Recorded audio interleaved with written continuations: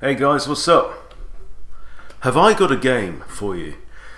I'm afraid it's not the longest game in the world, but what I love about this is that it shows that I've learned some stuff recently, and I also face one of my demons, one of the openings that I fear the most and hate to play against the most. Okay, so without any further ado, it's a 10-minute rapid.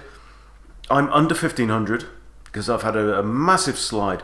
My opponent, Volker RA, 1443, and let's just go through it. So we have an e4, e5. So far, very comfortable. We have knight c3, sorry, knight f3, knight c6, happy days, and the Scotch, right. Okay, so I'm still playing the Steinitz variation against the Scotch. Now, at the very highest level, it's flaky. It's shaky, but at this level, I have to say, at 1400, at 1500, 1600, it's working fine. And in fact, I've revisited my study recently, and it's okay. It's okay. There are moves that Black can do against White's best moves. So I think I might stick with it rather than go for the Freddy Krueger approach that I'm trying to make work, but the engine really disapproves of. So what do? We take the pawn. Okay, so with the Steinitz Scotch, when they recapture the pawn with a knight, you play queen h4, and far more often than not, I will get into the middle game, a pawn up, and then it's just an exercise in converting a pawn, one pawn advantage. Happy days. We don't get that. They don't take the pawn, because there are many things that White can do here. And in this instance, they play bishop c4.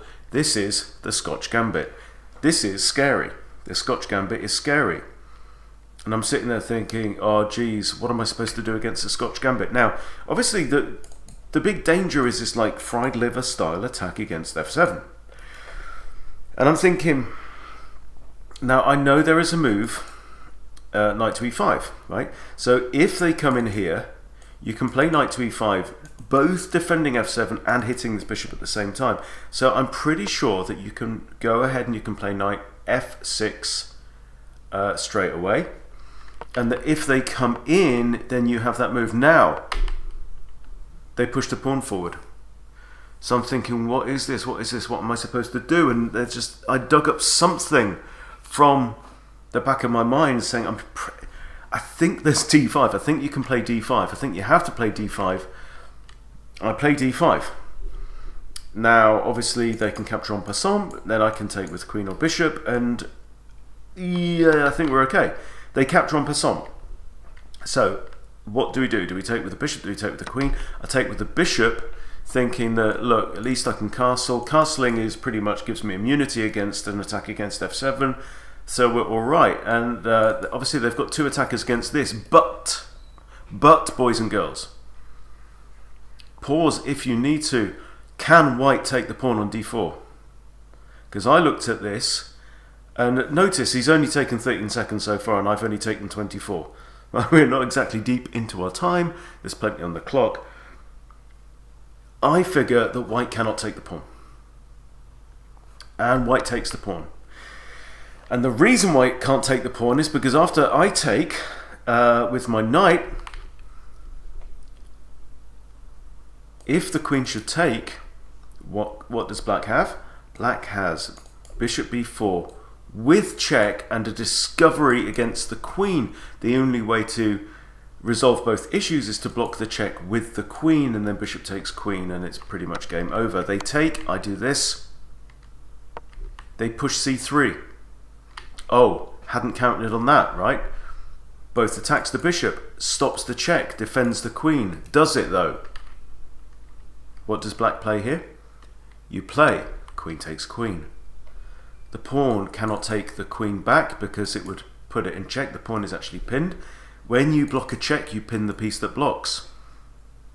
White resigns. And that is pretty damn cool. Right?